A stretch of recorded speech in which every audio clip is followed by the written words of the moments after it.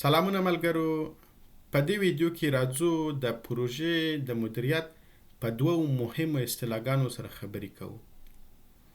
دا هغه دوه مهمې اصطلاحګانې دي چې هر کله په پروژې کې د بحث وړ وي او په هر پروژه کې دغه دوه اصطلاحګانې مطرح وي.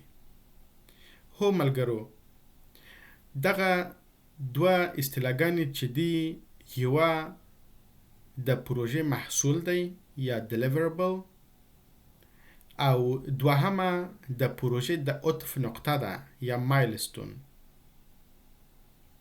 د دغه دوه اصطلاحګانو اهمیت په څه شي کې دی؟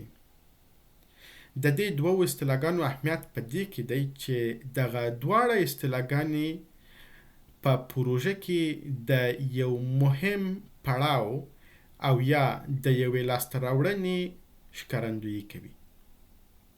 اما دغه دوه اصطلاحګانې په خپلو کې سره توپیر لري. اوس دغه دوه اصطلاحګانې څه توپیر لري سره؟ د پروژې محصول یا Deliverable په پروژه کې یو ملموس لاسته راوړنه ده. یعنی د پروژې د هدفونو څخه د یو هدف ترلاسه کول دي، کوم چې معمولاً د دې ظرفیت لري چې په انفرادي توګه یو ارزښت رامنځته کړي او پیرودونکو ته د انتقال وړ وي. دا د پروژې محصول دی. اما مایلستون څه شی دی؟ یا د عطف نقطه. دا هم په پروژه کې لکه څنګه چې وویل شوه، د پروژې یو مهم پړاو او یا هم یوه مهمه لاسته راوړنه ده. اما هر کله مایلستون یو ډول ملموس محصول نه وي او د دې ظرفیت هر کله نه لري چې د پروژې پیرودونکو ته قابل د انتقال وي او یو ډول ارزښت رامنځته کړي. راځو د دغې دواړو مثالونه ورکو. اول د محصول لپاره،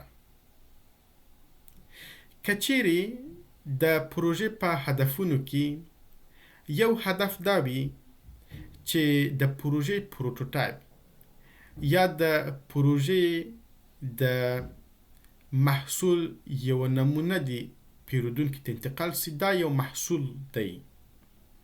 ځکه چې د پروژې په میانځ کې یا په اخره کې د پروژې پروتوټایپ یا د پروژې جوړ شوی نمونه جوړه سي او پیرودونکو ته انتقال سي، دا محصول کېدای سي.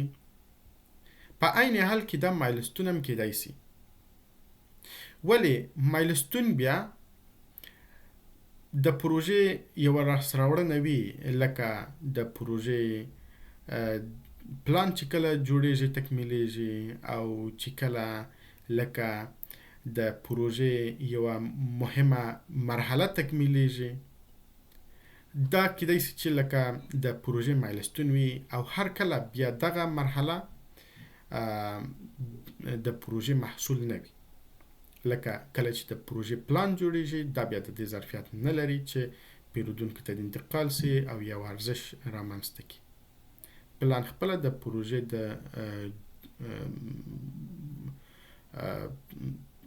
جوړولو د پروژې د تکمیل لپاره یو مرحله ده، اما محصول نه دی. نو نن د دوه اصطلاحګانو سره آشنا سو، کوم چې د پروژې محصول دی یا Deliverables. په یاد مو وي چې د پروژې کلی نتیجه په هر پروژه کې په وړو برخو ویشل شوی وي چې هرې برخې ته محصولونه یا Deliverables وایي. او دوهمه مایلستون و یا د عطف نقطه. دا دواړه په پروژه کې مهم پړاوونه دي او د پلانګذاري او همدارنګه د نظارت او ارزیابي او همدارنګه د ګزارشدهي لپاره ترې استفاده کیږي.